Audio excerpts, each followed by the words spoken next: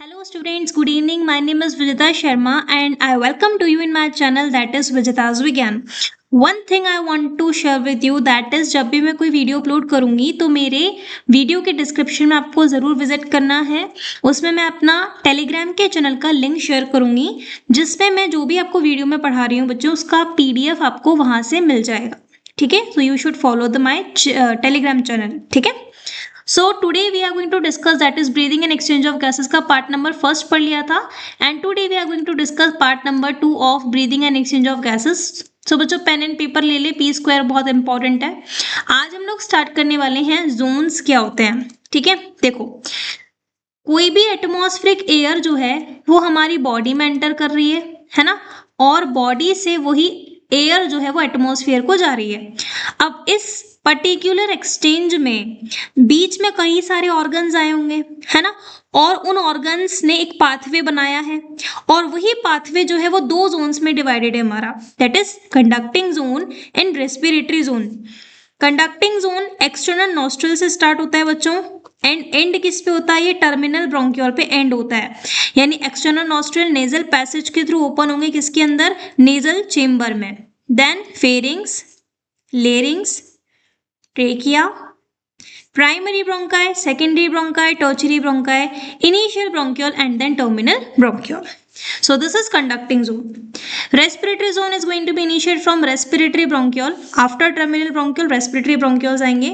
Then alveolar duct and the exchange of gases की main site है alveoli, वो आएगा। So these are the two zones जिनको हमने डिवाइड किए। अब सपोज आप वन टाइम जब एटमॉस्फेयर एयर को इनहेल कर रहे हो और एक्सहेल कर रहे हो, वो कितना ले रहे हो बच्चों, 500 ml ले रहे हो, तो 500 ml का 150 ml जो है वो कंडक्टिंग जोन अपने अंदर जो है रख लेता है, कैरी कर लेता है ना, और रिमेनिंग जो 500 का होगा दैट इज 350 ml वो रेस्पिरेटरी जोन अपने अंदर रख लेगा, है ना। नेक्स्ट इज कंडक्टिंग जोन जो कि 150 ml पार्ट लेता है 500 ml का, and it is called as anatomical dead space. Very important, इसे हम एनाटॉमिकल डेड स्पेस क्यों कह रहे हैं, क्योंकि बच्चों इस कंडक्टिंग जोन का एक फंक्शन तो बिल्कुल भी नहीं है, that is exchange of gases. ये तो वो वैसे भी नहीं करने वाला है, सिर्फ एयर के ट्रेवलेंस ही इसे करनी है, तो इसीलिए हम लोग क्या बोल रहे हैं, एनाटॉमिकल डेड स्पेस कह रहे हैं। इसके 4 मेजर फंक्शंस हैं। नीट 26 के लिए क्वेश्चन प्रिपेयर हो गया है बच्चों, MCQ, दैट इज पहला क्वेश्चन है आपके पास, इनमें से कौन सा फंक्शन कंडक्टिंग जोन का नहीं है, है ना। तो पहले कौन कौन सा है वो पढ़ लेते हैं। Transport of atmospheric air to the alveoli, alveoli को एयर प्रोवाइड करना, ह्यूमिडिफाई करना ताकि हमारा रेस्पिरेटरी ट्रैक जो है वो ड्राई अप ना हो, क्लियर फॉरेन पार्टिकल्स, जो भी पार्टिकल हमारी बॉडी में है उसे बाहर की तरफ निकालना, bring air to the body temperature. ये 4 फंक्शंस है ना। अब आपको अगर अच्छे से पता लग गया है तो आप अच्छे से पहचान पाएंगे कि कौन सा फंक्शन ऑड वन है या कौन सा नहीं है इनमें से। नीचे मैंने एक लाइन मेंशन की है, that is pulmonary ventilation is greater than the alveolar ventilation. तो बच्चों एक जनरल चीज आपको पता होगा कि जो एयर होती है, जो भी एयर हम इनहेल कर रहे हैं, है ना, it never reaches to the alveoli for exchange of gases, है ना। इसीलिए एल्वियोलर जो वेंटिलेशन है वो कम अपना क्या कर रहा है, कैरी कर रहा है वेंटिलेशन, और पल्मोनरी वेंटिलेशन ज्यादा है। ठीक है, नेक्स्ट स्लाइड पे चलते हैं, दैट इज लंग्स। ह्यूमंस के पास में 2 पेयर ऑफ लंग्स होते हैं बच्चों। ठीक है, पेयर ऑफ लंग्स कितने होते हैं हमारे पास, 2 पेयर्स ऑफ लंग्स होते हैं। Just give me 1 second. Yes, left lung and right lung. जो लेफ्ट लंग होता है उसमें 3 लोब्स होते हैं, एंड राइट जो लंग होता है उसमें 3 लोब्स हैं, एंड लेफ्ट लंग में 2 लोब्स हैं। लंग्स के सबसे आउटर मोस्ट कवरिंग को हम प्लूरल मेम्ब्रेन कहते हैं, which is going to be divide into 2 parts, outer pleural membrane and inner pleural membrane. दोनों मेम्ब्रेन्स के बिटवीन ना एक फ्लूइड होता है जिसे हम प्लूरल फ्लूइड कहते हैं। इस फ्लूइड का फंक्शन होता है कि ये ना रिड्यूस करता है फ्रिक्शन को, सबसे मोस्ट इंपॉर्टेंट, ये फ्रिक्शन को रिड्यूस करता है। और सेकेंड फंक्शन है इसका शॉक एब्जॉर्बर। सपोज हम कहीं जा रहे हैं, अचानक से नीचे कोई स्टोन आ गया या कोई स्पीड ब्रेकर आ गया जो हमें दिखा नहीं, और हम जो है फ्रंट वाले पार्ट के थ्रू हम नीचे गिर गए, तो उस टाइम पे ना हमें थोड़ा सा झटका फील होता है जब भी हम गिरेंगे फ्रंट वाले पार्ट के थ्रू, है ना। तो उस टाइम पे जो हमारा बॉडी में एक्टिवेट होगा जो portion, that is pleural membrane, जो उस पर्टिकुलर शॉक से हमें बचाएगा। ठीक है बच्चों। आउटर वाला पार्ट आप देख पा रहे होंगे कि किसके कांटेक्ट में रहेगा, ऑब्वियस है बाहर थोरैसिक कैविटी है तो थोरैसिक लाइनिंग के कांटेक्ट में आउटर मेम्ब्रेन रहती है बच्चों, है ना। तो इनर वाली जो मेम्ब्रेन है वो तो किसके कांटेक्ट में रहेगी, inner pleural membrane is in contact with the lung surface, ठीक है।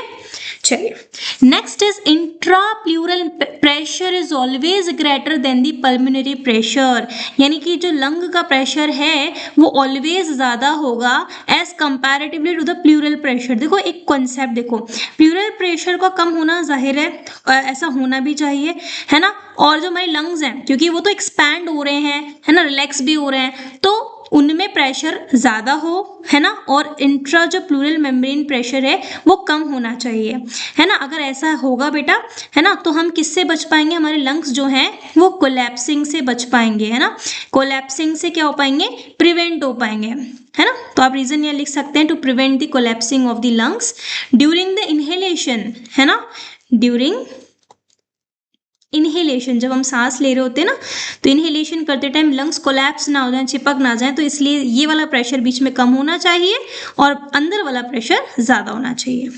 थोरैसिक कैविटी कैसे बनती है बच्चों, देखो थोरैसिक कैविटी ना क्या है, जैसे एक जेल होता है, आपने कैदियों को जेल में देखा होगा जनरली, तो फर्स्ट फ्रंट पे तो जेल इस तरीके से होता है ना, ऐसे सामने, और पीछे की तरफ भी वॉल होती है, साइड में भी वॉल्स होती हैं, है ना, और नीचे तो जमीन है ही सही, है ना।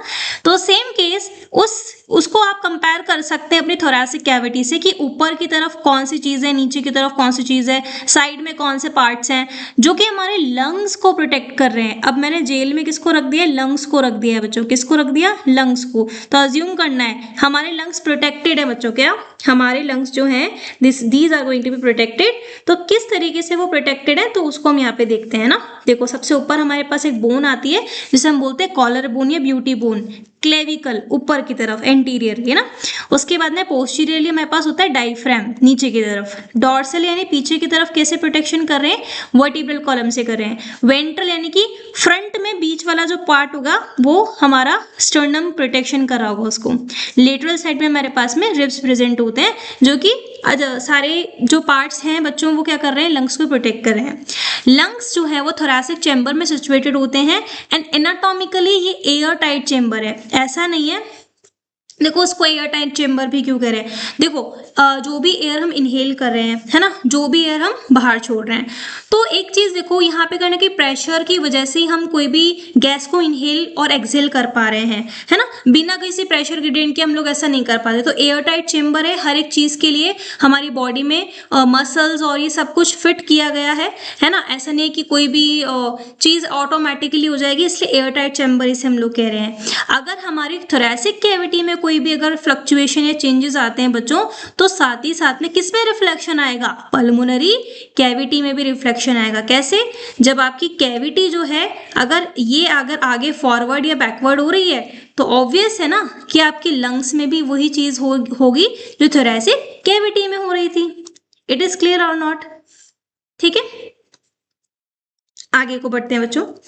चलिए नेक्स्ट आता है we can not, very important, we can not change और अल्टर द पल्मोनरी वॉल्यूम। बिल्कुल सही है बच्चों, हम पल्मोनरी वॉल्यूम को अल्टर नहीं कर सकते हैं, है ना। देखो अब वो अलग चीज़ है कि हम strength of contraction of inspiration और एक्सपिरेशन कर सकते हैं, पर पल्मोनरी वॉल्यूम को कैसे हम लोग एडजस्ट करेंगे ना, क्योंकि थोरैसिक वॉल्यूम जो है अगर वो उसमें फ्लक्चुएशन आएंगे तो फिर हमारे जो लंग्स हैं उनमें भी फ्लक्चुएशंस आएंगे।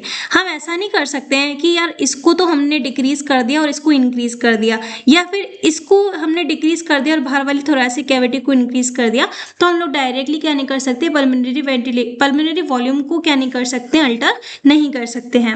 मैमल्स के पास जो लंग्स हैं, वेरी इंपॉर्टेंट नोट, वो सॉलिड होते हैं बच्चों। कैसे होते हैं, सॉलिड होते हैं। और कैसे होते हैं, स्पॉन्जी होते हैं। तभी अगर सॉलिड और कोई चीज स्पॉन्जी है तो इसका मतलब उनके पास में ना पावर ऑफ कंट्रैक्शन सेल्फ वाली होगी, क्या पावर ऑफ सेल्फ कंट्रैक्शन उसमें नहीं देखी जाएगी, है ना, और ना ही उनमें पावर ऑफ रिलैक्सेशन वाली प्रॉपर्टी देखी जाएगी, है ना।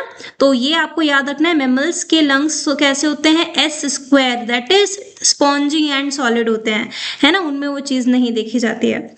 नेक्स्ट हम बात करते हैं एल्वियोलाई की, which is another important part of this respiration portion, ठीक है। स्ट्रक्चरल कौन से यूनिट बोल रहे हैं बेटा, structural, and it is called as functional unit of the lungs, and it is consist of कुछ दो टाइप के सेल्स है, बहुत बहुत इंपॉर्टेंट है। दो टाइप के सेल्स हमारे जो है लंग्स के अंदर होते हैं एल्वेलाई के, that is pneumocyte 1 and pneumocyte 2। Pneumocyte 1 ना छोटू छोटू से सेल्स होते हैं, बहुत क्यूट क्यूट से छोटे छोटे से सेल्स होते हैं, ठीक है। और जो हमारे पास न्यूमोसाइट सेकेंड्स होते हैं ना बेटा, ये सेकेंड वाले जो सेल्स होते हैं थोड़े से लार्जर होते हैं, बड़े होते हैं ये सेल्स, ठीक है। अच्छा, न्यूमोसाइट सेकेंड का जो फर्स्ट का जो फंक्शन है वो तो क्या है, एक्सचेंज ऑफ गैस। वाह, ये तो बहुत ही जरूरी है, अगर यही नहीं होगा तो फिर कैसे काम चलेगा रेस्पिरेशन में, है ना। तो एक्सचेंज ऑफ गैसेस का फंक्शन इसमें होना चाहिए। और जो न्यूमोसाइट सेकेंड होते हैं ना बेटा, ये तो और भी इंपॉर्टेंट है, इससे काफी ज्यादा क्वेश्चंस आते हैं, आउट ऑफ एनसीईआरटी जरूर है ये, but it is very much important. आप इसको मार्क कर लीजिए, चाहे तो आप इसका स्क्रीनशॉट भी अभी ले सकते हैं।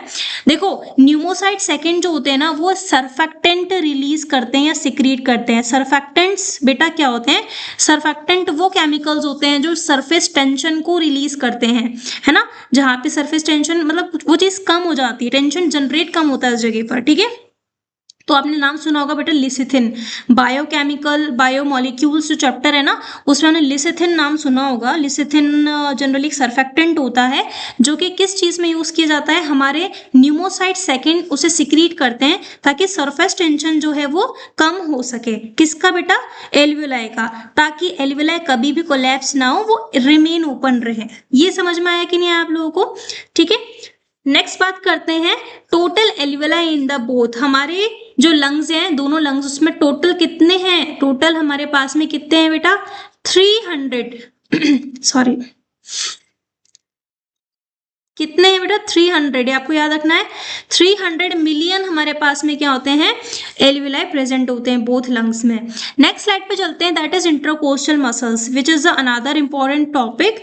देखो बच्चों, जो आप रिबकेज की बात कर रहे हैं, ठीक है, ये रिबकेज है, ये जो मैंने बनाया है ये रिबकेज है। अब आप बोलेंगे मैम ऐसा रिबकेज, तो मैंने आपको क्या बेटा थोड़ा सा इसको अपने वे में समझाने का ट्राई किया है कि बीच में ये जो बोन आपको दिखाई दे रही है ना, इसको स्टर्नम कहते हैं। क्या बोलते हैं इसको, स्टर्नम। और ये जो आपको दिखाई दे रहा है लेटरली दिखाई दे रहे हैं, इससे हम रिब्स कहते हैं। 12 पेयर ऑफ रिब्स हमारे पास होते हैं, ठीक है। और बेटा जी, इन रिब्स के बीच में आपको जो यहाँ पे व्हाइट कलर का जो पोर्शन दिख रहा है, इससे बोलते हैं इंटरकोस्टल मसल्स। देखो, these are the muscles present between the ribs. आ गया ना, रिब्स के बिटवीन जो मसल्स होती है उसे हम इंटरकोस्टल मसल्स कहते हैं। अब ये इंटरकोस्टल मसल्स भी दो टाइप की होती हैं। जो व्हाइट कलर का पोर्शन है ना, वो ऊपर वाला है, और अज्यूम करना बेटा कि व्हाइट कलर के पोर्शन को मैं थोड़ा सा ऊपर से कट कर रही हूँ, तो जो एक लेयर से हट जाती है ना, तो जो फर्स्ट लेयर हटती है ना, उसे बोलते हैं एक्सटर्नल इंटरकोस्टल मसल्स, ठीक है। और जो एक्सटर्नल इंटरकोस्टल के मसल के नीचे की तरफ जो भी रिमेनिंग पार्ट बचेगा ना, वो कौन सा होगा, internal intercostal muscles. They play the crucial role in respiration. ये भी बहुत इंपॉर्टेंट है ना। द मैकेनिज्म ऑफ ब्रीदिंग को समझेंगे इसके अंदर। मैकेनिज्म ऑफ ब्रीदिंग बेटा किस पे डिपेंड करता है, प्रेशर ग्रेडियंट पे डिपेंड करता है। किस पे डिपेंड करता है, प्रेशर ग्रेडियंट पे डिपेंड करता है। प्रेशर ग्रेडियंट क्या होता है, जनरली मैं आपको समझा देती हूँ। जैसे कि मुझे सांस लेनी है, सफोकेशन हो रहा है, तो मैंने बहुत तेजी से सांस लिया, है ना, और फिर मैंने उसी सांस को वापस रिलीज भी किया। तो जब मैंने सांस लिया तो एटमॉस्फेरिक प्रेशर मेरे लंग्स और मेरे एल्वियोलाई, है ना, को क्रॉस करते हुए मेरे सेल तक गया, है ना। तो वहां पर पूरा का पूरा प्रेशर डिफरेंस मेंटेन रहा, इसीलिए मैंने इतनी तेजी से सांस लिया और इतनी तेजी से सांस छोड़ा भी, है ना। देखो, मैकेनिज्म ऑफ ब्रीदिंग का मतलब होता है हम ब्रीदिंग कैसे करते हैं। तो ब्रीदिंग दो तरीके से होती है बेटा, एक तो होता है इंस्पिरेशन, एक होता है एक्सपिरेशन। इंस्पिरेशन मतलब सांस लेना, एक्सपिरेशन मतलब सांस छोड़ना। इंस्पिरेशन एक एक्टिव प्रोसेस है बेटा, क्योंकि ना इसमें हमारी एनर्जी खर्च होती है ना, इसमें एनर्जी की क्या होती है, नीड होती है, इसलिए क्या होता है, एक्टिव प्रोसेस होता है। एक्सपिरेशन पैसिव प्रोसेस है, मतलब नो नीड ऑफ एनर्जी, इसमें हमें किसी की भी एनर्जी की नीड ना यहाँ पर नहीं लगने वाली है। इंस्पिरेशन कम समय के लिए होता है, which is about 0.2 second, and expiration which is about 0.3 second. इसका एक कॉमन सा रीजन है बच्चों, इंस्पिरेशन करते टाइम ना एनर्जी लग रही है, इसका मतलब हमारे जो मसल्स हैं वो क्विकली क्या करेंगे ना, एक्सपैंड होंगे। लेकिन बेटा सॉरी। लेकिन बेटा जब एक्सपिरेशन हम कर रहे होते हैं ना, तो एक्सपिरेशन करते टाइम ना कोई एनर्जी की रिक्वायरमेंट नहीं लग रही है, मतलब कि वो जो प्रोसेस है, वो जो हमारी मसल्स एक्सपैंड हुई थी, वो धीरे धीरे अब क्या हो रही है, वापस से अपनी सेम नॉर्मल पोजीशन पे आ रही है। तो it would be take more time as comparatively to the inspiration.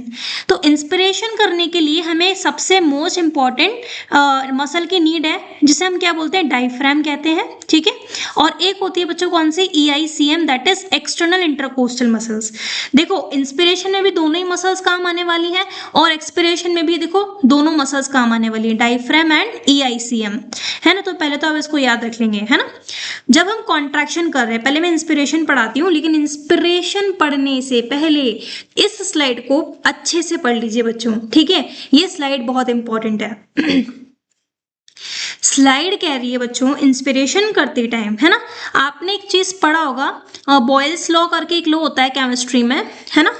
तो वो होता है कि जब जब वॉल्यूम बढ़ता है तब तब प्रेशर कम होता है, वो कॉन्सेप्ट कहता है वो, है ना। तो देखो जैसे ये मैंने बनाया बेटा थोरैसिक कैविटी, ठीक है, और इस थोरैसिक कैविटी के अंदर मैंने बनाया ये मैंने बनाया लंग्स, ठीक है, ये मैंने बनाया लंग्स, है ना। अब मैं आपसे कह रही हूं इस लंग्स के अंदर जो भी वर्ड मैं यूज करने वाली हूँ, विच इज पल्मोनरी, क्योंकि लंग्स से रिलेटेड वर्ड है इसलिए पल्मोनरी वर्ड मैं यूज करने वाली हूँ, ठीक है। तो बेटा जब हम सांस लेते हैं तो इसके अंदर जो वॉल्यूम होता है, वॉल्यूम वो बढ़ जाता है, तो आप क्या बोलेंगे इसे, intra pulmonary volume. Intra pulmonary volume increase हो गया, है ना। और जो इंट्रा पल्मोनरी प्रेशर है, इंट्रा पल्मोनरी प्रेशर है वो कम हो गया। इंट्रा पल्मोनरी प्रेशर जो है वो कम हो गया। जब वॉल्यूम बढ़ेगा तो प्रेशर अपने आप कम हो जाएगा, क्योंकि ऑलरेडी एटमॉस्फेयर में प्रेशर ज़्यादा है, एटमॉस्फेयर में प्रेशर ऑलरेडी ज़्यादा है, तो इस टाइम पे प्रेशर यहाँ पर क्या होगा, कम होगा इनसाइड ऑफ द लंग्स, ठीक है। तो कॉन्सेप्ट याद रखेंगे, इंस्पिरेशन करते टाइम हम ले रहे हैं सांस, क्या ले रहे हैं बेटा, सांस अंदर को ले रहे हैं, इनसाइड एयर जा रही है ना, सांस अंदर को जा रही है। इसका मतलब एक चीज याद रखना है बस, कि वॉल्यूम इंक्रीज होगा जब intra pulmonary pressure, sorry intra pulmonary volume जब बढ़ता है, सो इंट्रा पल्मोनरी प्रेशर ऑलवेज क्या हो जाएगा, अपने आप डिक्रीज हो जाएगा इस तरीके से, ठीक है। ये तो बात कब की है, जब हम एयर जो है वो कहाँ जा रही है, air from outside to lungs, बाहर से अंदर को लंग्स को जा रही है, ये वो वाली कंडीशन है ना। अब नेक्स्ट कंडीशन मैंने आपको यहाँ पे एक बताया था प्रेशर ग्रेडियंट के बारे में, है ना। प्रेशर ग्रेडियंट क्या होता है, हमेशा प्रेशर बेटा हाई से मूव करता है किसकी तरफ, लो की तरफ। तो अभी तो बेटा प्रेशर अंदर क्या था, देखो समझो इस चीज को समझना, है ना। प्रेशर जो था जब हमने सांस लिया, है ना, इनहेल किया, तो वॉल्यूम बढ़ा, तो वॉल्यूम जब बढ़ा तो हाई प्रेशर जो बाहर था वो अंदर आया, यानी कि हाई प्रेशर से लो प्रेशर पे हम आए, तो इंट्रापल्मोनरी प्रेशर अपने आप ऑटोमेटिकली कम हो गया। एक्सपिरेशन में उल्टा कर दो बेटा, एक्सपिरेशन में क्या हो जाएगा, जो हमारे पास में इंट्रा पल्मोनरी वॉल्यूम है वो ऑटोमेटिकली डिक्रीज हो जाएगा। जब वो डिक्रीज हो जाएगा तो इंट्रा पल्मोनरी जो प्रेशर है वो इंक्रीज हो जाएगा। बस इतना सा याद रखना है, कॉन्सेप्ट याद रखना है। एक्सपिरेशन पढ़ा रही हूँ तो एक्सपिरेशन का कॉन्सेप्ट याद रखो। जब IPP बढ़ता है बेटा, है ना, इंट्रा पल्मोनरी प्रेशर बढ़ता है, तो इसके बढ़ने से क्या एटमॉस्फेरिक प्रेशर भी बढ़ेगा क्या, नहीं, एटमॉस्फेरिक प्रेशर तो इसके बढ़ने पर कम हो जाएगा, स्लाइटली थोड़ा सा गिर जाएगा प्रेशर, है ना, जब IPP इंक्रीज होगा। लेकिन, है ना, लेकिन जब इस वाली कंडीशन की बात करेंगे इंस्पिरेशन की, तो यहाँ पे IPP कम था बेटा, है ना, यहाँ पे IPP कम था और एटमॉस्फेरिक प्रेशर ज्यादा था। आप इसको ऐसे भी लर्न कर सकते हो, अगर आपको ऐसे ही कॉन्सेप्ट समझ में नहीं आता तो आप इसको रट भी सकते हो, बट मैं कहूंगी कि किसी भी चीज को रटो मत बेटा, क्योंकि कॉन्सेप्ट आपका क्लियर होना चाहिए। क्वेश्चन किसी भी तरीके से आ सकता है, तो मेरी सलाह यह है कि आप कोई भी चीज रटो मत, है ना। इस चीज को समझो कि जब भी वॉल्यूम इंक्रीज होता है तो एज वेल एटमॉस्फेरिक प्रेशर भी इंक्रीज ही रहता है, लेकिन इंट्रा पल्मोनरी प्रेशर कम हो जाता है किसके केस में, इंस्पिरेशन के केस में। लेकिन एक्सपिरेशन में क्या होता है, एक्सपिरेशन में इंट्रा पल्मोनरी प्रेशर बढ़ जाता है और एटमॉस्फेरिक प्रेशर ऑटोमेटिकली कम हो जाता है, ठीक है। इससे क्या हो रहा है, जब आईपीपी आपका बढ़ रहा है तो वॉल्यूम आपका कम हो रहा है। इसका मतलब जितनी भी लंग्स में एयर थी क्या वो एटमॉस्फेयर को जाएगी क्या, बिल्कुल, causing the expulsion of air from lungs, lungs से सारी की सारी एयर एक्सपेल करके बाहर को निकलेगी। यहां तक सबको समझ में आ गया? ठीक है बच्चों, बहुत ही इजी टॉपिक है, ऐसा कुछ डिफिकल्ट सा नहीं है, सब कुछ सॉर्टेड आउट हो जाएगा, अच्छे से पढ़िए। एक नोट जो कि बहुत इंपॉर्टेंट है, that is we have ability to increase the strength of inspiration and expiration. ये तो बहुत इंपॉर्टेंट लाइन है बच्चों, ये स्टेटमेंट क्वेश्चन बन रहा है आपका, सो उसे फोकस करना। ऐसे स्टेटमेंट क्वेश्चंस बनते हैं डायरेक्टली कि हमारे पास ऐसी स्ट्रेंथ है कि हम इंस्पिरेशन और एक्सपिरेशन की एबिलिटी को इंक्रीज कर सकते हैं। कैसे कर सकते हैं बेटा, है ना, by using the additional abdominal muscles. ये कहाँ होती हैं, देखो आपने एक चीज सुनी होगी, मैं आपको एग्जाम्पल देती हूँ। जैसे सपोज हम लोग ना एक फोटो खिंचवा रहे हैं, ठीक है, सामने कैमरामैन खड़ा है हमारा, और आप सपोज करो आप बहुत मोटे हो, है ना, तो आपकी कोशिश यही रहेगी कि हमारी फोटो अच्छी आ जाए, है ना, तो हम थोड़ा सा अपने पेट को पिचका लेते हैं, ठीक है, ताकि हमारी फोटो जो अच्छी आ जाए। तो अब आपने अपने पेट को पीछे तो किया, लेकिन आपने अपनी मसल्स को यूज किया और सांस को रोका, है ना, आपने पूरी सांस को एक्सपायर करके और अपने एब्डोमेन को पिचका लिया, राइट। तो ये जो आपने फोर्सेबल एक्सप्रेशन किया है उसमें ही आपकी एडिशनल मसल्स का क्या है बेटा, रोल प्ले आया है। आते हैं नेक्स्ट स्लाइड पे, that is respiratory volumes. Volume of air को हम लोग निकाल सकते हैं किसके थ्रू बच्चों, by the help of this device जिसका नाम होता है स्पायरोमीटर, जैसे कि आपको स्क्रीन पे नजर आ रहा होगा, ठीक है। जब हम बहुत तेजी से सांस लेते हैं या बहुत तेजी से सांस को छोड़ते हैं या नॉर्मल इंस्पिरेशन एक्सपिरेशन करते हैं, तो बच्चों ये जो बॉल्स आपको दिखाई दे रही है ना, कलरफुल बॉल्स, ये ऊपर की तरफ या नीचे की तरफ मूव करती हैं, ठीक है। तो इनके मूवमेंट से हम एस्टिमेशन निकाल सकते हैं कि कौन सा वॉल्यूम उस टाइम पे क्या कर रहा होगा, एक्टिवेट हो रहा होगा, ठीक है। ये होता है बच्चों स्पायरोमीटर, ठीक है।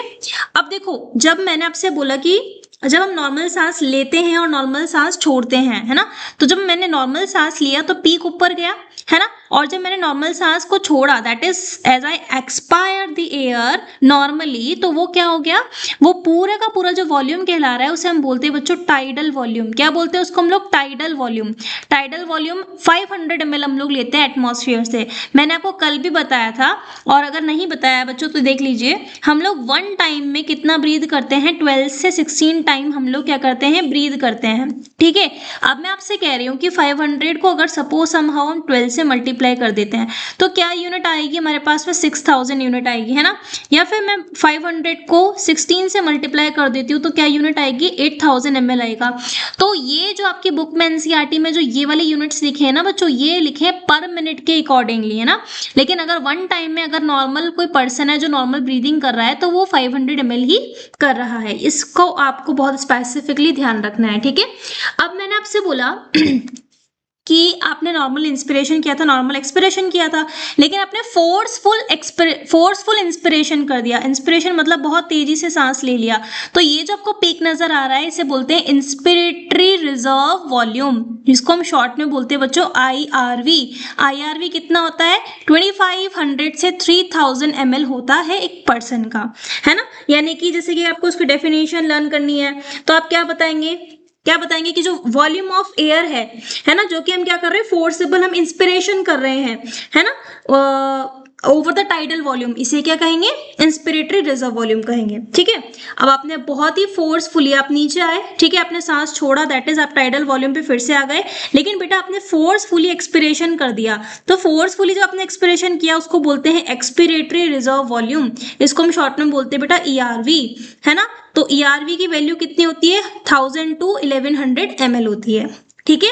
अब रेजिडुअल वॉल्यूम किसको बोलते हैं, रेजिडुअल वॉल्यूम एक ऐसा वॉल्यूम होता है जो कि ना लंग्स की एल्विलाई में ऑलवेज प्रेजेंट रहता है, और अगर सपोज समहाउ ये वॉल्यूम अगर एल्विलाई से अगर हम हटा दें तो जो हमारी एल्विलाई है ना बेटा वो इस तरीके से श्रिंक हो जाएगी, और अगर एल्विलाई बिकम श्रिंक तो गैसेस की प्रॉपर एक्सचेंज नहीं हो पाएगी, है ना। तो एक ऐसा वॉल्यूम जो कि आप कितना भी फोर्सफुल एक्सपिरेशन कर लो उसके बावजूद भी वो एल्विलाई में रहता है, that is called as residual volume, जिसका वैल्यू कितना होता है बच्चों, 1100 to 1200 ml यहाँ पे प्रेजेंट होता है। मतलब आप कह सकते हैं कि it is amount of air जो कि रिमेन्स रह जाता है इनटू द लंग्स, है ना, रिमेन इन दी लंग्स। कब होगा बच्चों लेकिन ये आफ्टर द फोर्सफुल एक्सपिरेशन, है ना, जब आप बहुत तेजी से क्या करेंगे, फोर्सफुल एक्सपिरेशन करेंगे ना, तो उसके बाद में जो वॉल्यूम रह जाता है एयर का, ठीक है, तो उसको आप क्या बोलेंगे, उसको आप रेजिडुअल वॉल्यूम बोलेंगे, ठीक है। नेक्स्ट आते हैं बच्चों कैपेसिटीज। कैपेसिटी कुछ नहीं है, जब आपको पता है कि टाइडल वॉल्यूम है ना, टाइडल वॉल्यूम आपके पास में है, आपने बोला कि इंस्पिरेटरी रिजर्व वॉल्यूम भी अगर मैं ऐड कर देता हूँ टाइडल वॉल्यूम में, मतलब मैंने नॉर्मल सांस लिया, नॉर्मल छोड़ा, लेकिन मैंने बहुत तेजी से सांस लिया और बहुत तेजी से सांस, मतलब बहुत तेजी से सांस लिया, तो इसमें एक पीक तो ऑलरेडी था ना बेटा, ये वाला तो पीक नॉर्मल किसका था, टाइडल वॉल्यूम का पीक था, और इसके ऊपर आपने एक और पीक ले लिया, मतलब बहुत तेजी से आपने सांस लिया, तो जब दो वॉल्यूम्स मैंने यहाँ पे ऐड कर दिए, इसी को क्या बोल देते हैं बेटा, कैपेसिटी बोल देते हैं। Adding up new respiratory volume, है ना, तो इसी को क्या बोल देते हैं, कैपेसिटी हम लोग बोल देते हैं। कैपेसिटी मतलब वॉल्यूम प्लस वॉल्यूम। कैसे, टाइडल वॉल्यूम को कैसे बताओगे, टाइडल वॉल्यूम को अगर आप समहाउ किससे ऐड कर देते हो, आईआरवी से ऐड कर देते हो, तो ये बन जाएगा इंस्पिरेटरी कैपेसिटी, पूरी इंस्पिरेटरी कैपेसिटी है। तो इसको कैसे काउंट करना है बच्चों, 3000 जो कि एक वैल्यू आपको दिया है ना, आपको पता है 2500 to 3000 ml इसका वो होता है वॉल्यूम का, है ना, वॉल्यूम की वैल्यू होती है ये, और टीवी की कितनी है 500 ml है, तो टोटल कितना आ गया 3500 ml आ गया। ऐसे एक्सपिरेटरी कैपेसिटी कैसे निकालेंगे, एक्सपिरेटरी कैपेसिटी मतलब टाइडल वॉल्यूम तो बीन इज बीन एडेड, वो तो ऐड होगा ही सही बेटा, इसमें टाइडल वॉल्यूम तो है ना, लेकिन इसमें ERV भी ऐड होगा, तो ERV और टीवी क्या बन जाएगा, ERV और टीवी बन जाएगा हमारा expiratory capacity which is about 1500 ml। अब फंक्शनल रेजिडुअल कैपेसिटी किसको बोलेंगे, रेजिडुअल वॉल्यूम तो इसमें आएगा ही आएगा, ये तो रेजिडुअल वॉल्यूम हो ही गया हमारा, है ना, और इसमें ERV भी आएगा, है ना बच्चे, क्या आएगा इसके अंदर, ERV। देखो हम ना फंक्शनल रेजिडुअल कैपेसिटी का मतलब ये समझ रहे हैं कि ऐसा अमाउंट ऑफ एयर जो कि लंग्स के इनसाइड रिमेन रह जाता है ना, आफ्टर नॉर्मल एक्सपिरेशन, है ना, नॉर्मल एक्सपिरेशन हम टाइडल वॉल्यूम में कर ही रहे हैं, उसके बाद में जो भी अमाउंट ऑफ एयर रिमेनिंग रह जाता है लंग्स में, which is called as functional residual capacity. So ये अराउंड कितना आ जाएगा बच्चों, 2200 आ जाएगा, ठीक है।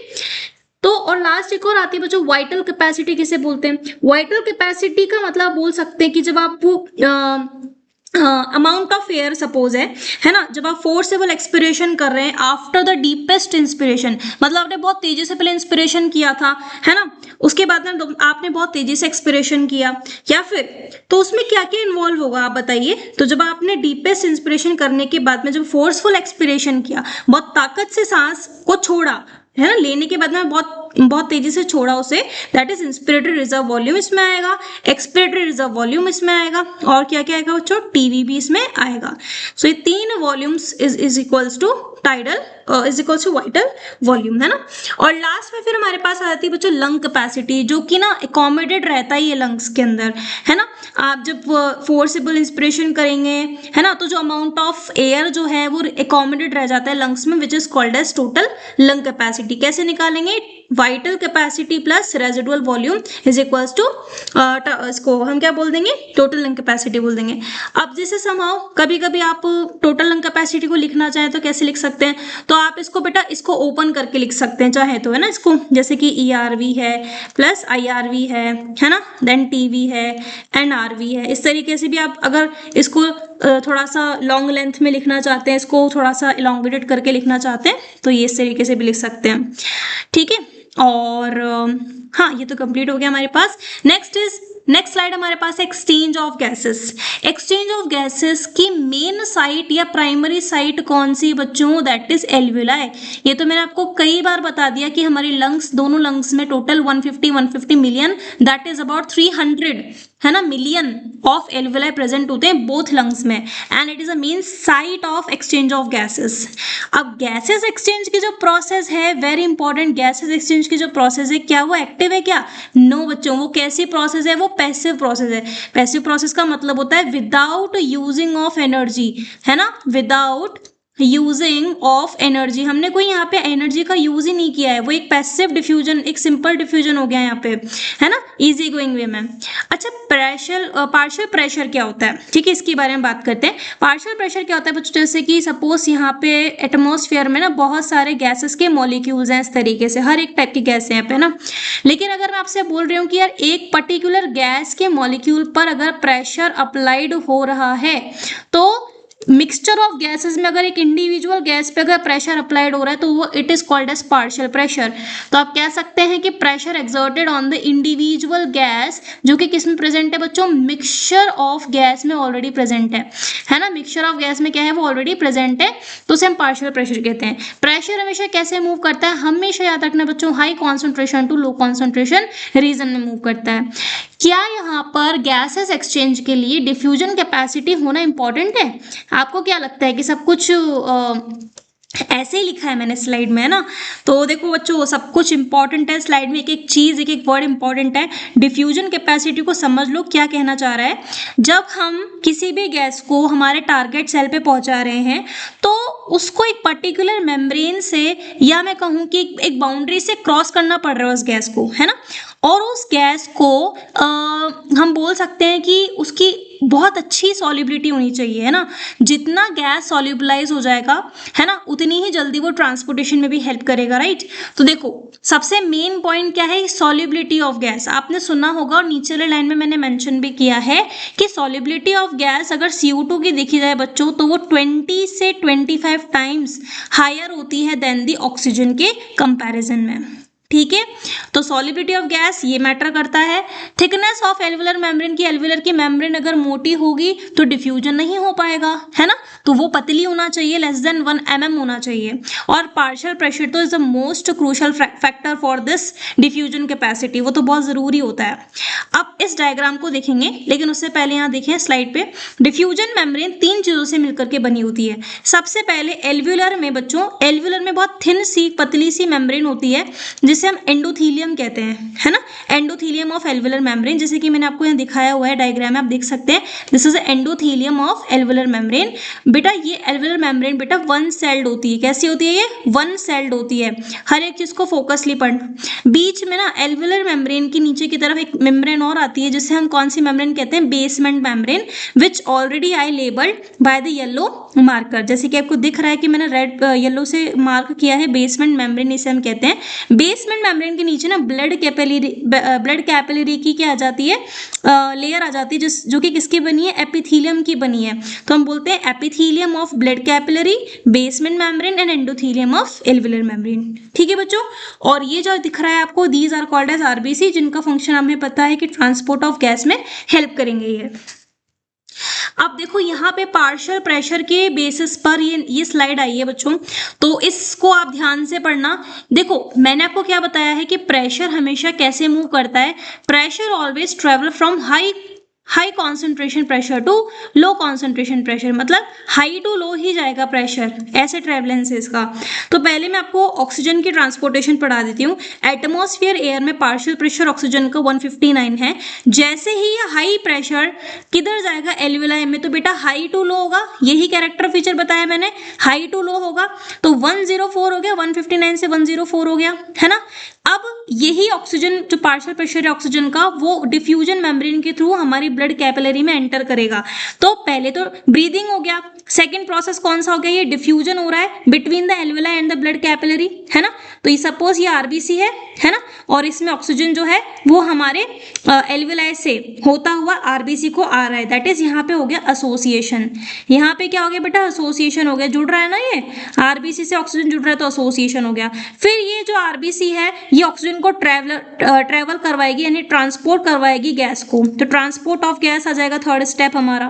देन फोर्थ स्टेप क्या आएगा कि जैसे RBC हमारे टारगेट सेल पे पहुंचती है तो वो ऑक्सीजन को सेल को दे देती है ताकि सेल ऑक्सीजन को यूटिलाइज कर ले, और इसी RBC में कौन बैठ जाता है, हमारा CO2, क्योंकि जब भी ऑक्सीडेशन होगा ग्लूकोज का तो इससे बेटा CO2 भी रिलीज होगा, है ना। तो यहाँ पे भी क्या हुआ, डिफ्यूजन हुआ है between blood vessel and the tissue. तो ये आपको स्टेप्स याद रखने हैं, ठीक है। अब हाई टू लो आए थे हम, अब देखो बेटा देखो बेटा यहाँ पे क्या हो रहा है, यहाँ पे हाई है 104, तो लो में जाना चाहिए, तो 104 से पार्शियल प्रेशर कितना हो गया, 40 हो गया। किस तरफ हो गया, डीऑक्सीजनेटेड ब्लड में 40 हो गया। आपको याद रखना है डीऑक्सीजनेटेड ब्लड मतलब वेन्स की बात चल रही है, ठीक है।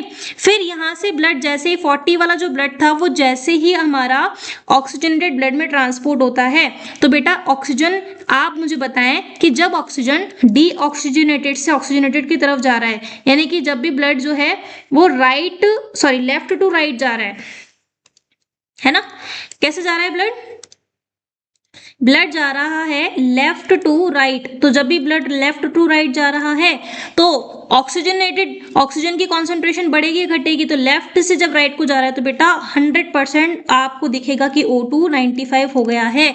देखो ध्यान से, भी 40 था, लेकिन जैसे ही आरबीसी कौन से ब्लड में चली गई, ऑक्सीजनेटेड ब्लड में चली गई, तो 95 चला गया यहाँ पे पार्शियल प्रेशर ऑक्सीजन का, ठीक है।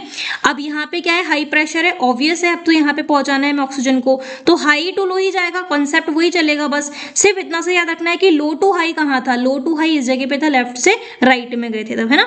तो ये 95 जैसे किसको जाएगा, सेल और टिश्यू को जाएगा, तो बेटा यहाँ पे 95 से कितना चला गया, ऑक्सीजन का पार्शियल प्रेशर 40 हो गया। तो ये तो हो गया exchange of gases of oxygen का, है ना। अब हम यहाँ से CO2 को आरबीसी में भेज रहे हैं, तो यहाँ पे क्या होगा बेटा, एसोसिएशन होगा। किसका एसोसिएशन होगा, यहाँ पे CO2 का एसोसिएशन हुआ, लेकिन जब हम ऑक्सीजन को सेल को दे रहे थे तो यहाँ पे हो रहा था बेटा डिसोसिएशन। ये टर्मिनोलॉजीज आपको याद रखनी है, कहाँ पे टूट रहा है, कहाँ पे जुड़ रहा है, कौन सी चीज क्या हो रही है, ठीक है। तो बेटा जब CO2 को यहाँ से बाहर भेजेंगे तो 45 होगा कि नहीं होगा, उसका पार्शियल प्रेशर हाई होगा। जैसे ही आरबीसी हमारे एट्रियल ब्लड में से होते हुए इधर जाएगी, यानी कि ऑक्सीजनेटेड ब्लड से होते हुए डीऑक्सीजनेटेड ब्लड को जाएगी, तो पहले ऑक्सीजनेटेड ब्लड में क्या होगा, 45 से 40 ही रहेगा, हाई टू लो ही गए हम। अब किसका देख रहे हैं हम देख रहे हैं CO2 की एक्सचेंज को। लेकिन बेटा याद रखना, जैसे ही हम राइट साइड से किसको गए थे, जैसे हम राइट से लेफ्ट को आ रहे हैं, यानी इस तरफ है ना, राइट से हम लोग किधर आ रहे हैं, लेफ्ट की तरफ आ रहे हैं, इस तरफ, तो यहाँ पे 40 से 45 हो जाता है क्या, CO2 की पार्शियल प्रेशर बढ़ रही है ना, है ना, क्योंकि यहाँ पे वैसे भी ऑक्सीजन कम है और CO2 की कॉन्सेंट्रेशन ज्यादा है, तो यहाँ CO2 45 हो गया। फिर अगेन वापस वही कॉन्सेप्ट लगेगा, जब भी हम क्या करेंगे, डिफ्यूजन करेंगे, तो 45 वाला प्रेशर हाई टू लो जाएगा, यानी 40 हो गया, हाई टू लो गया, और फिर एटमॉस्फेयर में कितना हो गया, 0.3 हो गया, दैट इज हाई टू लो। वही कॉन्सेप्ट चल रहा है, बस यहीं पर ही थोड़ी सी हमें प्रॉब्लम क्रिएट होती है, तो वो मैंने आपको इजी गोइंग में बता दिया। एक्सचेंज ऑफ गैसेस एल्विलाई से ही क्यों हो रहा है, क्योंकि एल्विलाई क्या यहाँ पे स्ट्रक्चर एसोसिएशन क्वेश्चन है ना।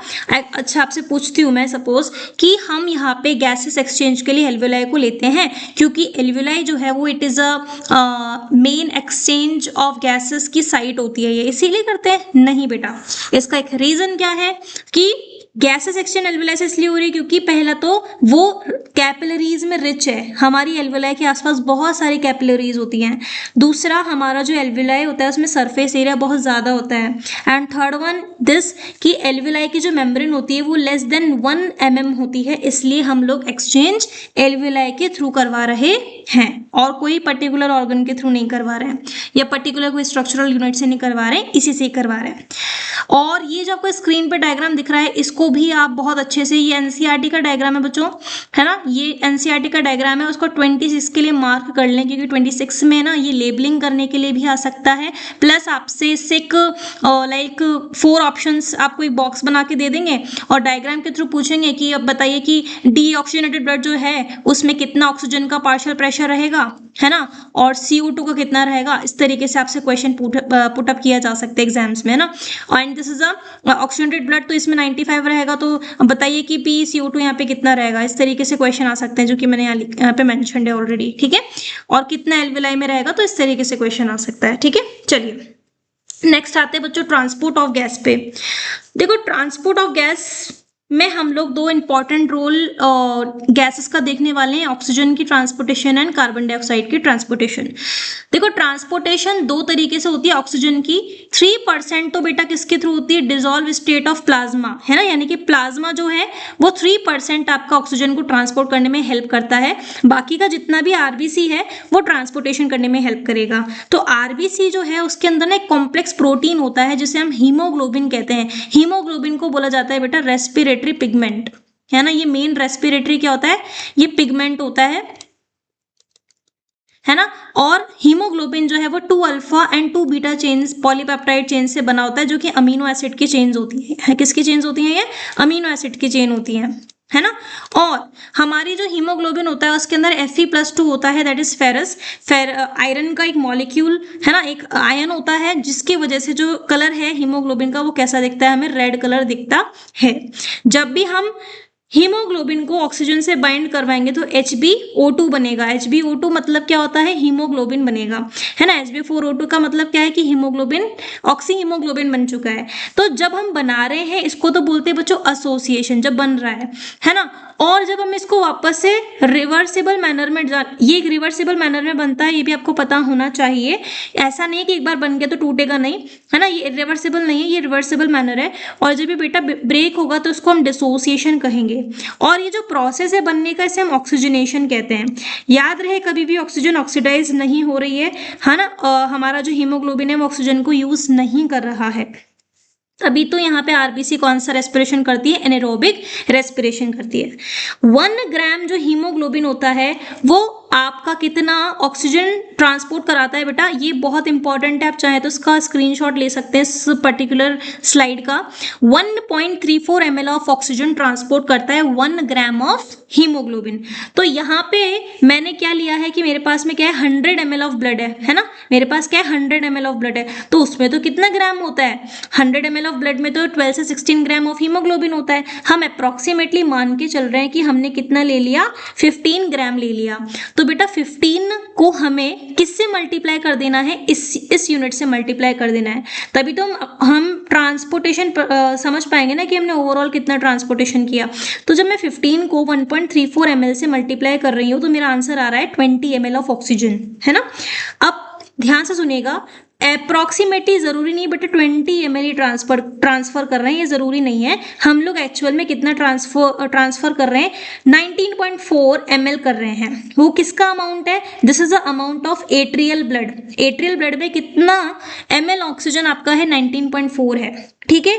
आपने 19.4 जो है ना, वो आपने क्या करा?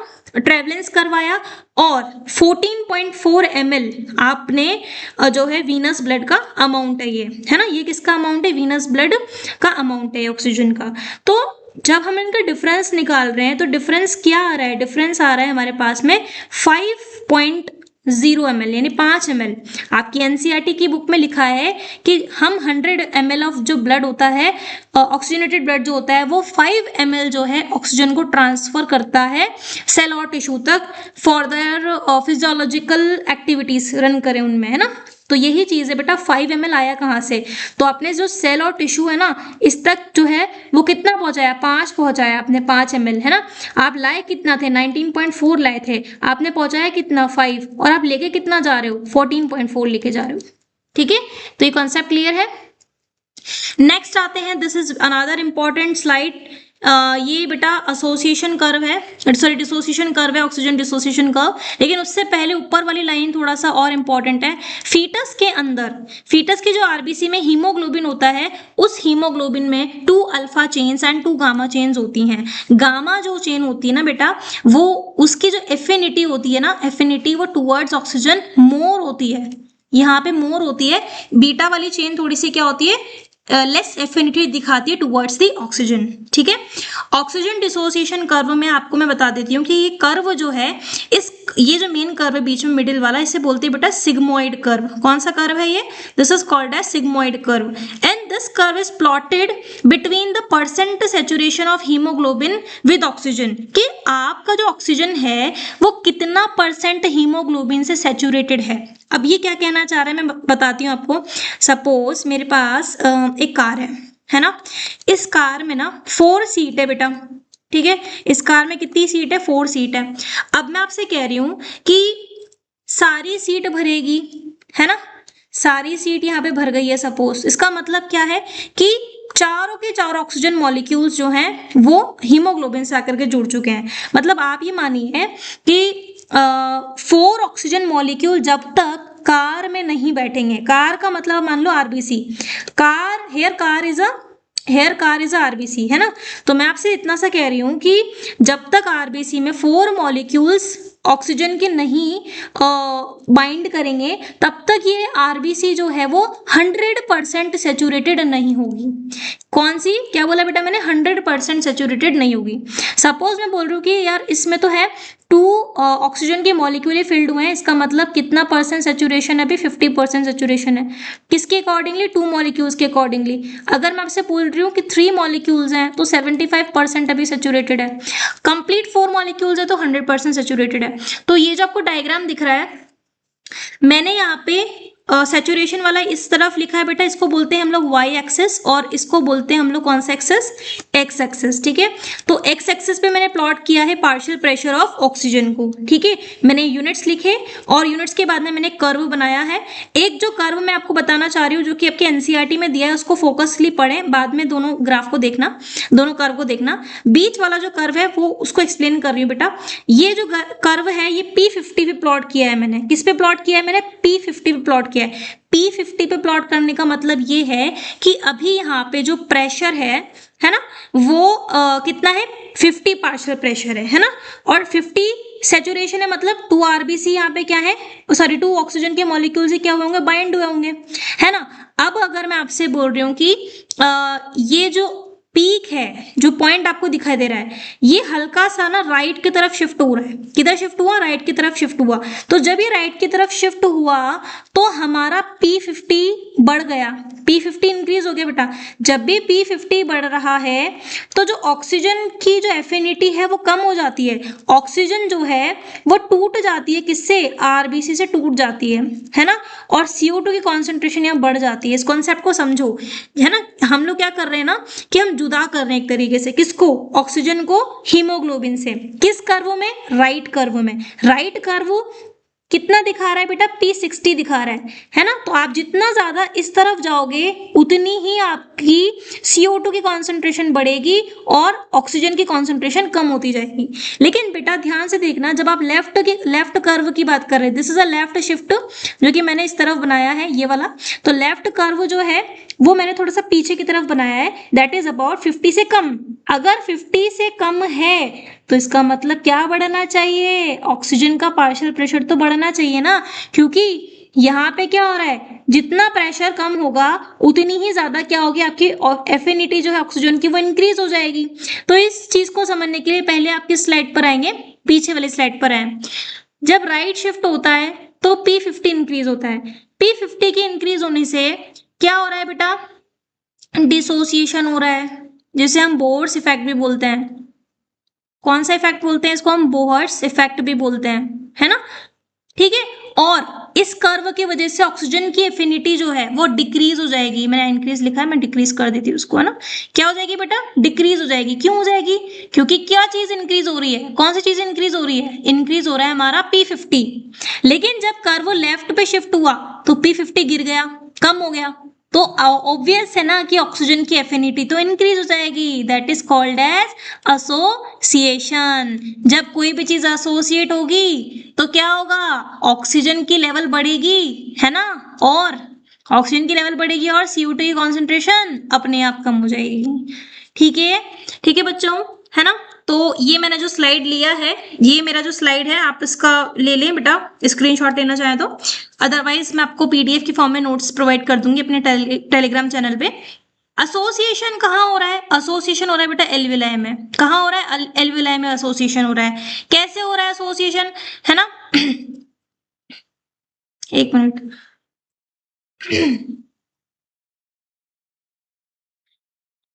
एसोसिएशन कहाँ हो रहा है बेटा, देखो ये ऑक्सीजन था, एल्विलाई से होता हुआ हमारे ब्लड कैपिलरी में आया था। इस तरीके से ब्लड कैपिलरी में आरबीसी थी हमारी, तो ये दोनों जुड़ रहे थे, प्लस यानी कि जुड़ रहे हैं, एसोसिएशन हो रहा है। यही चीज हमारे आरबीसी जो थी वो हमारे सेल और टिश्यू तक जा रही थी, मतलब वहां पे क्या हो रहा था, डिसोसिएशन हो रहा था, मतलब नेगेटिव। डिसोसिएशन जब होता है तो CO2 की कॉन्सेंट्रेशन अपने आप ही बढ़ जाती है ना। तो ये कॉन्सेप्ट आप समझ लें। पहले आप चाहें तो उसका स्क्रीनशॉट ले सकते हैं। लेट मी इरेज दिस, और आप चाहें तो ले लें बेटा। ठीक है, देखो स्लाइड को समझ लो अच्छे से बेटा। Run in the alveoli, partial pressure oxygen का इंक्रीज होगा, CO2 की कॉन्सेंट्रेशन एसोसिएशन में कम हो जाएगा। जैसे ही CO2 कम होगा तो H+ भी कम हो जाएगा और टेम्परेचर भी कम हो जाएगा। बेसिकली हम लोग ऑक्सीजन डिसोसिएशन कर्व जो पढ़ चुके हैं, वो किस लिए पढ़ा है हमने? To study the factors. कौन से फैक्टर्स को हमने स्टडी करने के लिए? इस फैक्टर को, इस फैक्टर को और इस फैक्टर को स्टडी करने के लिए हमने ऑक्सीजन डिसोसिएशन कर्व को पढ़ा है, ठीक है। और सेकेंड थिंग ये कि जो ये कर्व है ना, ये आपकी बुक में अच्छे से बनाया हुआ है, तो आप एक बार उसको बुक वाले डायग्राम को भी देख लें बेटा, है ना, मेरा सजेशन यही है। एंड सेकेंड थिंग ये बेटा, जब आपका H प्लस कम हो रहा है तो क्या चीज बढ़ रही है? H प्लस कम हो रहे हैं, मतलब कि H प्लस कम हो रहे हैं मतलब हम लोग किस तरफ जा रहे हैं? बेसिडिटी पे जा रहे हैं ना कहीं, तो pH इंक्रीज हो रहा है ना। pH इंक्रीज हो रहा है मतलब क्या चीज आने वाली है? एल्केनिटी आने वाली है क्या? बिल्कुल एल्केनिटी आएगी। एसिडिटी क्यों आएगी बेटा? एल्केनिटी आएगी, है ना। 2,3-BPJ इसमें कम हो जाएगा, क्योंकि 2,3-BPJ बिसफॉस्फोग्लिसरिक एसिड का जो फंक्शन है वो डिसोसिएशन में होता है, इसलिए वो यहाँ पे कम हो जाता है। ये कहाँ रन करता है? डिसोसिएशन टिश्यू में रन करता है। इसका जो ऑक्सीजन का पार्शियल प्रेशर होगा ऑब्वियस से कम होगा, CO2 कॉन्सेंट्रेशन इसमें ज्यादा होगा, H प्लस कॉन्सेंट्रेशन इसमें ज्यादा होगा। अब अगर H प्लस ज्यादा होगा तो pH कम होगा, pH जहाँ पे कम होगा वहाँ एसिडिटी आने वाला है क्या? बिल्कुल एसिडिटी आएगी। It create acidity. H plus ion जितने ज्यादा उतना pH कम, जितने pH कम, आप इस तरफ जा रहे हैं pH कम, 7 से कम जा रहे हैं मतलब आप एसिडिक पे जा रहे हैं। pH ज्यादा मतलब 14 वाले नंबर्स पे जा रहे हैं, है ना, तो हम लोग इस तरफ आ रहे हैं। और 2,3-BPJ इसका तो मैंने आपको फंक्शन बताया, ये डिसोसिएशन में हेल्प करता है ना, ये डिसोसिएशन कराता है किसका? ऑक्सीजन का। किससे? हीमोग्लोबिन से डिसोसिएशन कराता है, ठीक है। तो ये हमने कंप्लीट कर लिया है। नेक्स्ट हम स्लाइड पे चलते हैं, that is transport of CO2। देखो ट्रांसपोर्ट ऑफ CO2 भी बहुत इजी बच्चों, देखो इसमें क्या है। Transport of CO2 7% dissolve state of plasma के थ्रू होता है, यानी प्लाज्मा में 7% जा रहा है, आपको दिखा रहा होगा जो मैंने बनाया है स्लाइड पे। तो प्लाज्मा में चला गया बच्चों 7%। 20 से 25% carb amino haemoglobin. Carb amino haemoglobin क्या होता है? जब हीमोग्लोबिन CO2 से क्या कर जाता है? बाइंड कर जाता है, तो इसी को हम बोलते हैं कार्ब अमीनो हीमोग्लोबिन, ठीक है। और याद रहे हीमोग्लोबिन के ग्लोबिन वाले पार्ट से CO2 अटैच होता है, ठीक है, विद अमीनो एसिड्स, है ना, उसी को हमने क्या बोल दिया? Carbamino haemoglobin. एंड 70% किसके थ्रू ट्रांसपोर्टेशन होगा CO2 का? बाइकार्बोनेट के फॉर्म में होगा, ठीक है। तो इस स्लाइड पे आते हैं, सेल और टिश्यू से हमारा CO2 निकला, 7% हमने इसमें ट्रांसपोर्ट कर दिया, एंड जो भी रिमेनिंग रहा वो अब इस RBC के अंदर होगा। दिस इज अ RBC, और बाहर क्या है बच्चों? प्लाज्मा है। अब ध्यान से देखिएगा स्लाइड में, CO2 और हीमोग्लोबिन जुड़ करके क्या बना रहे हैं? कार्ब अमीनो हीमोग्लोबिन यहाँ पे बना लिया है, ठीक है। तो इतने से प्रोसेस को हमने 20 से 25% यहाँ पे मैं मार्क कर देती हूँ, 20 से 25% हमने यहाँ पे कर लिया है। बाकी का जो रिमेनिंग है वो 70% हम लोग इस वाले प्रोसेस में करवाएंगे। 70% में क्या हो रहा है? CO2 आया और RBC के अंदर वाटर तो होता ही है, ठीक है। तो CO2 और वाटर ने कार्बोनिक एनहाइड्रेज एंजाइम की प्रेजेंस में रिएक्शन स्टार्ट कर दिया और बनाया कार्बोनिक एसिड। क्या बनाया? Carbonic acid, that is H2CO3 बना लिया। अगेन यहाँ पे कार्बोनिक एनहाइड्रेज एंजाइम जो है वो क्या करेगा? डिसोसिएशन कराएगा H2 को CO3 से, है ना। तो H2 लाइक एक मॉलिक्यूल जो है हाइड्रोजन का वो अलग हो गया और HCO3 अलग हो गया। अब बेटा ध्यान से सुनना, HCO3 जो है वो तो हमारे प्लाज्मा में एग्जिट आउट हो जाएगा, ये एग्जिट हो रहा है यहाँ पे, है ना। और ये H प्लस जो है वो यहाँ अगर अकेला रहेगा ना तो ये एसिडिटी कॉज कर देगा RBC में, है ना।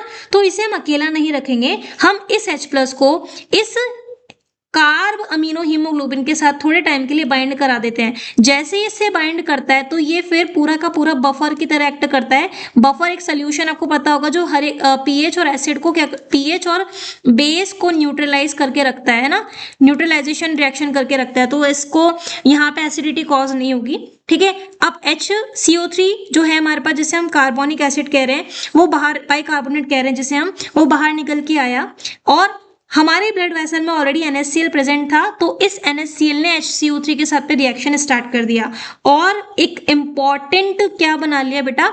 एक इम्पॉर्टेंट मॉलिक्यूल बना लिया जिसका नाम है सोडियम बाइकार्बोनेट। क्या नाम है बेटा इसका? सोडियम बाइकार्बोनेट यहाँ पे बन गया। जब सोडियम बाइकार्बोनेट यहाँ बना तो उसके बदले में पीछे से जो रिएक्शन है उसमें Cl जो है वो अलग हो गया, और ये Cl जो है जैसे ही बाइकार्बोनेट, जैसे ही यहाँ से ना ये जो आपको दिख रहा है मॉलिक्यूल, इसको बोल रहे हैं हम लोग कौन सा मॉलिक्यूल?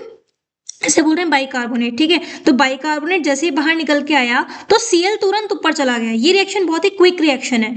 ये अगर बाहर निकल रहा है और ऐसा हो रहा है कि जैसे ही बाहर निकल रहा है तो आयनिक बैलेंस यहाँ पे जो है वो बिगड़ जाएगा। तो उसी चीज को मेंटेन करने के लिए हम यहाँ पे करवाते हैं बेटा क्लोराइड शिफ्ट। क्या करवाते हैं?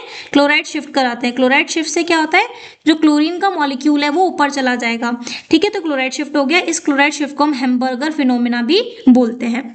तो अब हम कहाँ पे चले गए, हमने यहाँ से जो जर्नी शुरू किया है वो टिश्यू से हमने किया आरबीसी को, है ना। तो अभी हमने यहाँ पे किया है बेटा एसोसिएशन। क्या किया है अभी यहाँ पे हमने? एसोसिएशन। अब हम डिसोसिएशन करेंगे। तो जब हम टिश्यू से एल्वेलाई गए थे तो CO2 ट्रांसपोर्टेशन हम पढ़ रहे थे। जब हमने टिश्यू से CO2 जो है आरबीसी को दिया तो एसोसिएशन किया, लेकिन जब हम आरबीसी CO2 जो है वो एल्वेलाई को डिलीवर करेंगे तो वो चीज कहलाएगी बेटा डिसोसिएशन। देखो वापस क्लोराइड जो अंदर था, अब क्योंकि पता लग गया आरबीसी को कि यार स्टेशन आ गया हमारा एल्वेलाई। एल्वेलाई आप क्या मानेंगे? एल्वेलाई हमारा जंक्शन है ना, जहाँ पे हमें CO2 को क्या करना है, रिलीज करना है, ठीक है। तो यही क्लोराइड जो है वो बाहर निकला। क्या करा? सोडियम बाइकार्बोनेट से क्लोरीन ने रिएक्शन करके क्या बनाया? बाइकार्बोनेट और NaCl बनाया। सेम बाइकार्बोनेट जो है वो आरबीसी के अंदर जाएगा। जो बफर हमने बनाया था वो वापस से क्या हो जाएगा बेटा, यहाँ पे ब्रेक हो जाएगा और H जो है वो इससे रिएक्ट करके कार्बोनिक एनहाइड्रेस के एंजाइम की प्रेजेंस में वापस H2CO3 that is carbonic acid बना लेगा। पूरी की पूरी रिएक्शन वापस से रिवर्स कर दो, ठीक है। कार्बोनिक एसिड की प्रेजेंस में वापस से CO2 और H2 अलग होंगे and then CO2 is going to be released out from the alveoli to the atmospheric air, ठीक है। एटमॉस्फेरिक एयर में चला जाएगा CO2, है ना। तो ये इस तरीके से होगा। और ये जो पूरा रिवर्स हमने देखा कि यार क्लोरीन वापस अपनी तरफ आया, अपने प्लाज्मा में आया, इसे बोलते हैं reverse chloride shift, that is Haldane's effect. Haldane's effect का मतलब क्या होता है? जब क्लोरीन जो है आरबीसी से निकल के किधर आता है? प्लाज्मा में आता है, ठीक है। Next is regulation of respiration. देखो रेगुलेशन ऑफ रेस्पिरेशन ह्यूमंस जो हैं उनमें ना आपको पता होगा कि ब्रेन के 3 पार्ट्स होते हैं, है ना। जैसे आपने पढ़ा होगा फोर ब्रेन, मिड ब्रेन और हिंड ब्रेन, है ना। तो हम हिंड ब्रेन की इसमें बात करने वाले हैं। हिंड ब्रेन की इसलिए बात करने वाले हैं क्योंकि वही रेस्पिरेशन, कार्डियोवैस्कुलर एक्टिविटीज, वही चीज कंट्रोल करता है हिंड ब्रेन। तो हिंड ब्रेन बेटा जो मैंने बनाया है उसको मैं थोड़ा सा हाईलाइट कर देती हूँ इस तरीके से। ये हिंड ब्रेन है, दिस इज अ पोन्स, है ना। ये आपका क्या है? Medulla oblongata. और ये जो है आपका पूरा ये सेरिबेलम है। तो हमें बेटा इसी पार्ट से मतलब है बस, है ना। हम इसी पार्ट की बात करेंगे इस वीडियो में। तो क्योंकि ब्रेन के लिए तो स्पेसिफिकली मैंने क्या बनाया है, एक अलग से लेक्चर रेडी करना है मुझे, ठीक है। तो वो उसमें अलग में डिस्कस करेंगे। तो ये आपको जो पूरा पार्ट दिख रहा है ना इस तरीके से, ये पूरा पार्ट हमारे पास क्या है? हिंड ब्रेन है, जो कि सेपरेटली मैंने इस तरफ बनाया है। ये पोन्स है ऊपर की तरफ, है ना, और ये मेडुला ऑब्लोंगेटा है और ये सेरिबेलम है। पोन्स में एक सेंटर होता है जिसे हम न्यूमोटैक्सिक सेंटर कहते हैं, और RRC का मतलब होता है रेस्पिरेटरी रिदम सेंटर। क्या होता है? रेस्पिरेटरी, मैं लिख देती हूँ यहाँ पे, रेस्पिरेटरी रिदम सेंटर। ये वो सेंटर है जो कि मेड्यूला ऑब्लोंगेटा में मिलेगा। जैसे कि मैंने बोला कि पॉन्स में न्यूमोटैक्सिक सेंटर है, तो आरआरसी में कौन सा जो मेड्यूला ऑब्लोंगेटा है उसमें कौन सा सेंटर है? रेस्पिरेटरी रिदम सेंटर है। और इस रेस्पिरेटरी रिदम सेंटर को दो चीजें मिलकर बनाती हैं बेटा। कौन कौन सी चीजें? एक तो बनाता है डॉर्सल रेस्पिरेटरी ग्रुप और एक बनाता है वेंट्रल रेस्पिरेटरी ग्रुप, ठीक है। और एक और सेंटर होता है जस्ट एडजेसेंट होता है आरआरसी के, जिसे हम कीमो सेंसिटिव एरिया बोलते हैं। डॉर्सल रेस्पिरेटरी ग्रुप यानी कि पहले मैं आपको दोनों इसके बारे में बता रही हूँ और इसके बारे में बता रही हूँ, उसके बाद में फिर न्यूमोटैक्सिक सेंटर के बारे में बताऊंगी, फिर कीमो सेंसिटिव एरिया के बारे में बताऊंगी।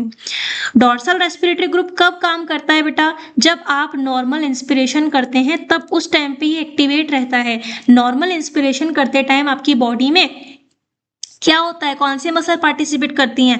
डायफ्राम और EICM ही करती है ना। और नॉर्मल एक्सपिरेशन करते टाइम भी ये दोनों पार्टिसिपेट करेंगे आपकी बॉडी में। तो ये काम जो है वो डॉर्सल रेस्पिरेटरी ग्रुप करता है। वेंट्रल रेस्पिरेटरी ग्रुप जो है वो तब वैसे तो कैसा रहता है?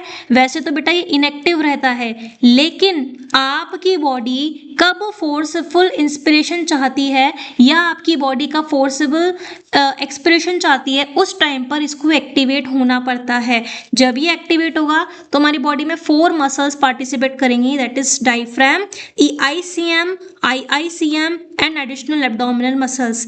IICM मतलब इंटरनल इंटरकोस्टल मसल्स, ये मैंने आपको शुरुआत में पढ़ा दिया था, इंटरकोस्टल मसल्स, है ना।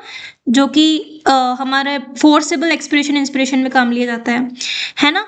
और अब नेक्स्ट आते हैं हम लोग किस पे, न्यूमोटैक्सिक सेंटर पे। बेटा इसको स्विच ऑफ पॉइंट बोलते हैं, पोन्स के अंदर है P4 पोन्स and P4 pneumotaxic centre, तो ये स्विच ऑफ पॉइंट होता है वैसे तो, ठीक है, लेकिन इसका काम एक ही है बस कि न्यूरल सिग्नल को सेंड करता है। अब ये न्यूरल सिग्नल किसको सेंड कर रहा है, न्यूरल सिग्नल ही सेंड करता है किसको, RRC को। RRC का क्या मतलब है, RRC मतलब ये बेटा, RRC किससे मिलके बना है, RRC जो है DRG और VRG से मिलके बना है RRC।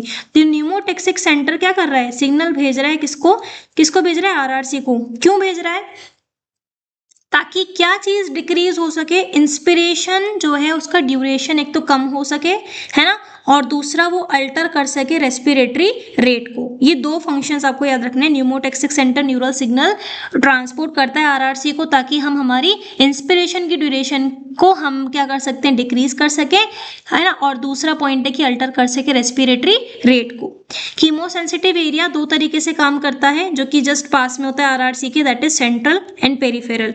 अगर सेंट्रल की बात करें तो सेंट्रल में मेडुला ऑब्लोंगेटा पार्टिसिपेट करता है बेटा, है ना, ब्रेन का एक पार्ट होता है मेडुला ऑब्लोंगेटा। उस मेडुला ऑब्लोंगेटा में कुछ कीमो रिसेप्टर्स लगे होते हैं जो कि हाईली सेंसिटिव होते हैं CO2 और H+ कॉन्सेंट्रेशन के रेस्पेक्ट में, है ना, ठीक है। तो अब देखो, और दूसरा पेरिफेरल जो मेरे पास है नर्वस सिस्टम, उसी के अंदर दो चीजें आती है, एओर्टिक आर्चेस आती हैं और एक कैरोटिड बॉडीज होती हैं।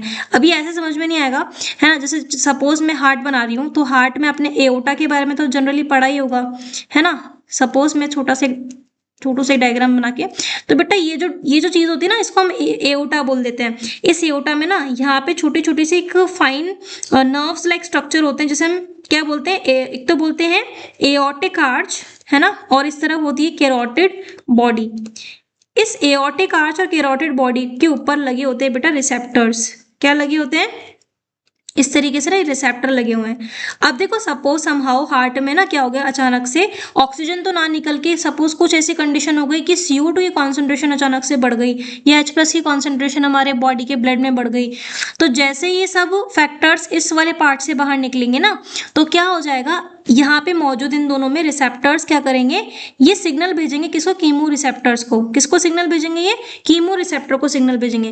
कीमो रिसेप्टर सिग्नल भेजेंगे कीमो सेंसिटिव एरिया को, ताकि कीमो सेंसिटिव एरिया किसको सिग्नल भेजेगा, RRC को सिग्नल भेजेगा, है ना। और फिर हम क्या कर पाएंगे, हमारी जो सब्सटेंसेस हमारी बॉडी में इंक्रीज होते जा रहे हैं ना, तो उससे हमारा सेंटर जो है कौन सा, RRC, वो एक्टिवेट हो जाएगा, और फिर RRC क्या करेगा, इन सब एलिमेंट्स या सब्सटेंसेस को एलिमिनेट करेगा, बाहर को निकालेगा। यहाँ पे रोल ऑफ ऑक्सीजन जो है रेस्पिरेशन में वो एक क्वाइट सिग्निफिकेंट है ना, इतना क्रूशियल रोल भी प्ले नहीं कर रहा है, लेकिन हाँ क्वाइट से इनसिग्निफिकेंट है, ये आपको याद रखना है। फिर हम आते हैं डिसऑर्डर्स पे, एज्मा जिसे हम अस्थमा भी कहते हैं। अस्थमा बेटा एक आप कह सकते हो एक एलर्जी रिएक्शन है, एलर्जिक रिएक्शन है, ठीक है, और ये डिफिकल्टी होती है इसमें सांस लेने में, ब्रीदिंग में, और एक व्हीजिंग सा साउंड भी प्रोड्यूस होता है, ठीक है, due to inflammation in the bronchi and bronchioles, यानी कि जो ब्रोंकाई होते हैं तो उनमें स्वेलिंग आ जाती है, स्वेलिंग आ जाएगी तो सरफेस एरिया कम हो जाएगा, है ना, सरफेस एरिया कम हो गया तो सांस लेने में, एक्सचेंज ऑफ गैसेस में प्रॉब्लम होगी, है ना। फिर ब्रोंकाई और ब्रोंक्यूल्स में भी क्या हो जाएंगे, इस तरीके से इन्फ्लेमेशन आ जाएगी। एम्फाइसीमा में क्या होता है कि ये जो है एल्वुलाई ऐसा होता है वैसे जनरली ना, सरफेस एरिया उसका ऐसा होता है। अब एल्वुलाई का सरफेस एरिया सिगरेट या स्मोकिंग की वजह से ना ऐसा हो गया, तो जितना कम सरफेस एरिया उतना कम ऑक्सीजन और CO2 की एक्सचेंज, सीधी सी कॉन्सेप्ट है। तो ये क्रॉनिक डिसऑर्डर है, यानी कि जो लॉन्ग टाइम होते हैं, है ना, जो लॉन्ग टाइम जो डिजीज होती है उसे हम क्या बोलते हैं, क्रॉनिक डिसऑर्डर बोलते हैं। एल्वुलर वॉल्स इसमें डैमेज हो जाते हैं, किसकी वजह से, इसकी वजह से बेटा सरफेस एरिया जो है वो क्या हो जाता है, डिक्रीज हो जाता है। एंड ये किसकी वजह से होता है, कॉज इसका क्या है, ये असोसिएशन रीजन क्वेश्चन बनता है कि एम्फाइसीमा जो है वो एक क्रॉनिक डिसऑर्डर है और इसमें सरफेस एरिया डिक्रीज हो जाता है, तो उसका कारण क्या है, सिगरेट एंड स्मोकिंग इसका रीजन है। ऑक्यूपेशनल रेस्पिरेटरी डिसऑर्डर, ये बेटा जनरली देखा जाता है इंडस्ट्रीज में जो वर्कर्स होते हैं या जो काम करते हैं, तो जो स्टोन ब्रेकिंग का काम जिनका होता है या ग्राइंडिंग स्टोन का काम होता है, तो जो भी डस्ट पार्टिकल्स होते हैं, है ना, वो हमारी बॉडी में एंटर कर जाते हैं, लेकिन फिर भी हमारा जो डिफेंस मैकेनिज्म है ना, उन डस्ट पार्टिकल्स को नहीं पहचान पाता है, fully can not be cope, है ना, मतलब मैनेज नहीं कर पाता। तो अगर ऐसा लंबे टाइम तक चलता रहेगा, लॉन्ग एक्सपोजर रहेगा, तो हमारे बॉडी में ना इन्फ्लेमेशन या सूजन आ सकती है, हमें फिब्रियोसिस भी हो सकती है, यानी फाइब्रस टिश्यू में प्रोलिफिकेशन भी हो सकती है। ठीक है, जैसे जनरली फ्लूइड निकलना स्टार्ट हो जाएगा लंग्स में से, है ना, और हार्डनेस हो जाएगी लंग्स की, तो हम प्रॉपर एक्सपल्शन इंसपल्शन नहीं कर पाएंगे लंग्स का। तो बहुत सारे डिसऑर्डर्स आ सकते हैं, सिलिकोसिस हो जाती है जनरली। ठीक है, फिर रिनिटिस आती है बेटा। रिनिटिस जो होती है वो सूजन, हमें नेजल ट्रैक्ट में अगर सूजन आ जाती है, इन्फ्लेमेशन हो जाता है, तो उसे हम रिनिटिस कहते हैं। ठीक है बच्चों, तो मैंने कंप्लीट कर दिया आपका breathing and exchange of gases का। बच्चों इसके क्वेश्चंस लगाना स्टार्ट कीजिए, इसकी एनसीईआरटी रीडिंग करना स्टार्ट कीजिए। नोट्स जो है मेरे टेलीग्राम चैनल पे मैं अपलोड कर दूंगी, ठीक है, तो आप वहां से इसको ले लीजिएगा। एंड अब हम नेक्स्ट चैप्टर पढ़ने वाले हैं कल से, that is body fluid and it's circulation. So be ready.